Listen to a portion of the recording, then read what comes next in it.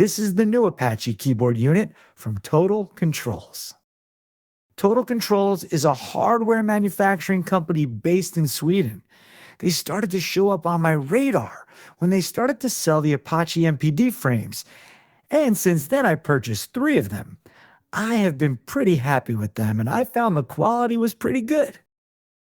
I ordered this keyboard unit mid-April and received it 10 days later.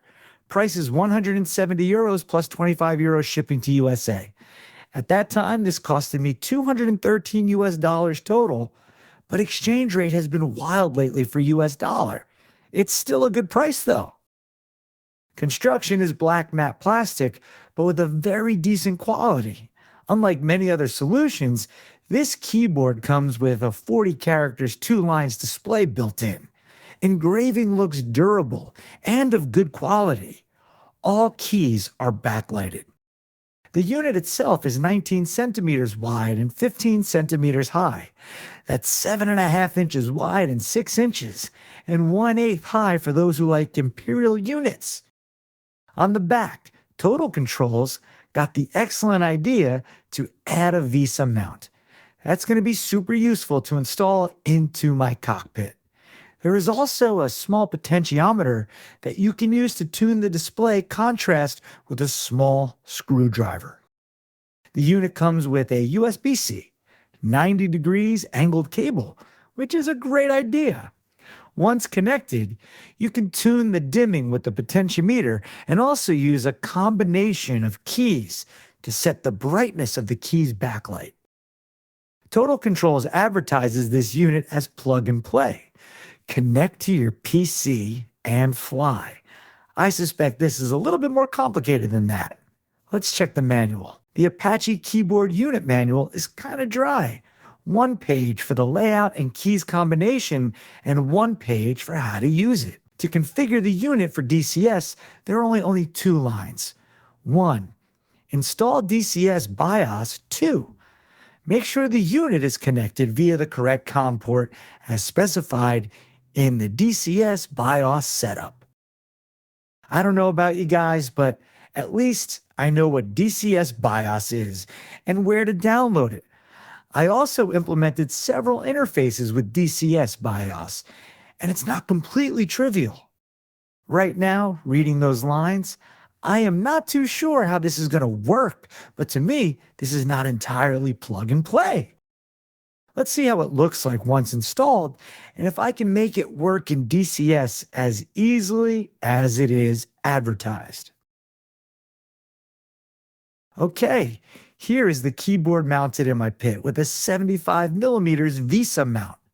You will need really short screws to fix the unit, as the threads on the back are not very deep, and no screws are provided with the kit. I again appreciated the 90 degrees angled USB-C connector that make the install looks cleaner.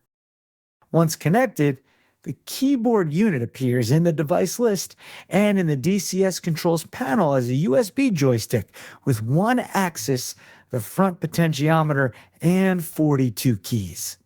The axis can be assigned to the in-game keyboard unit potentiometer, allowing the dimming not only of the physical unit, but also the in-cockpit one.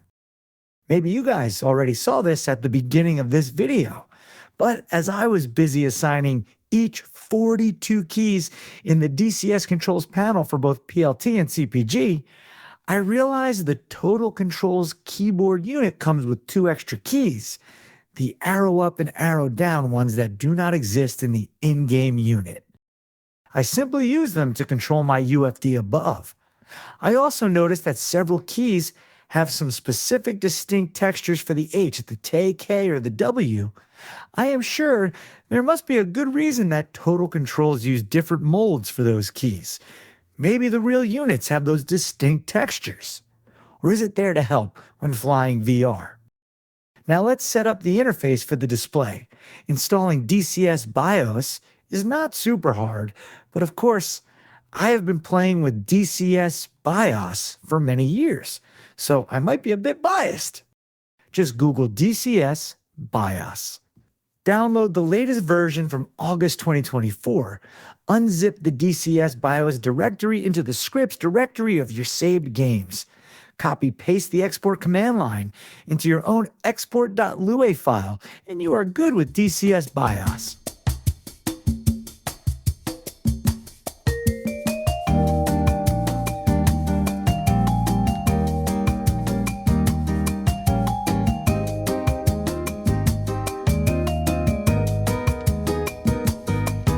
Now to connect DCS BIOS to the Total Controls unit, first you need to figure out what COM port the unit is using by going into the device manager.